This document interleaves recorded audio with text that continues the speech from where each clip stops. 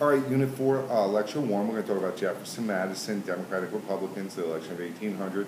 Before we get started, I want to throw some of this vocab up here just for you to get be aware of what we're going to be discussing, what's important. Jefferson's presidency, the key terms are Louisiana Purchase, Lewis and Clark, Sacagawea, Embargo Act.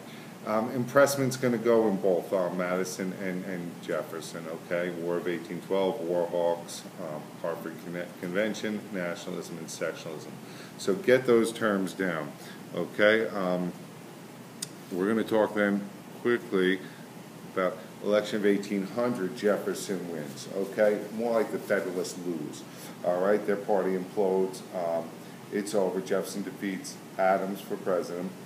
And why the election of 1800 is super important is Adams is a Federalist, Jefferson's a Democratic Republican. The Federalists control the presidency, they control the Supreme Courts, they control the military. And normally, or historically, we would not see them give up power. But this election proves our system can work. All right, Adams steps down, Jefferson becomes president. We have a peaceful transfer of power. I want you to remember that. This election proves the American system will work. Okay? So it's a real important election. All right, and Jefferson then, with his election, sets up 20-some-odd years of Democratic-Republican rule. All right, no real opposition party for him.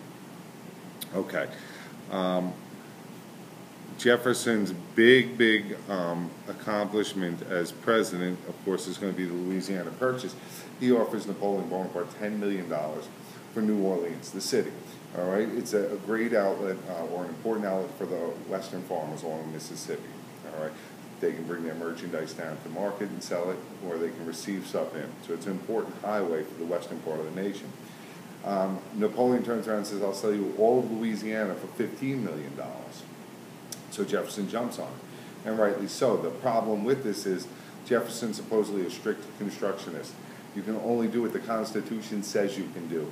Find in the Constitution where it says the president can buy land. All right, this is one of the times Jefferson becomes a bit hypocritical. All right, and he makes a few mistakes, but this is his most important achievement as president by far. All right, so he buys Louisiana, and if you can follow it, you can look on the map. He's going to send Lewis and Clark out there to explore it. Lewis is also from the region, over the other side of the mountains, a neighbor and family friend of Jefferson's, his personal secretary.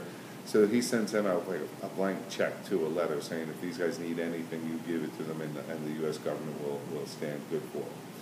All right, so they make this huge journey. Sacagawea will be their Indian guide, and she'll save them along the way.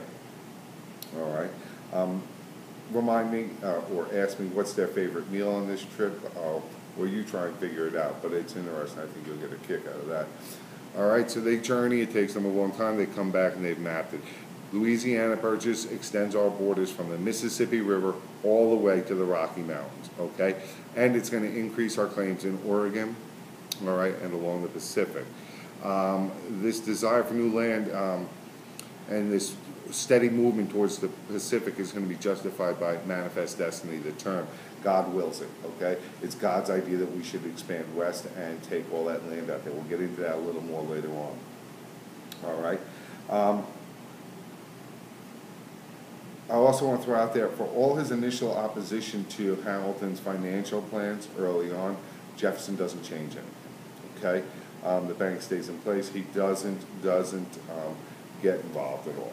He does get us involved indirectly in the European Napoleonic Wars, all right?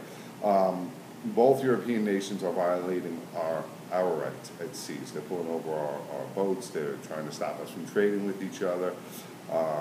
And the British Navy is actually taking sailors. They pull over our boats, they walk onto our ships, and they go, "Hey, you're a British sailor, you're a British sailor, you're coming with us," and they throw them on British boats. This is called impressment. All right, it's a term on your list. They're accused Americans being British deserters and seizing them. All right, it's going to actually be a cause of the War of 1812. Jefferson's then going to push the Embargo Act through Congress in 1807. And embargo means refusal to trade. Jefferson's going to stop all foreign trade.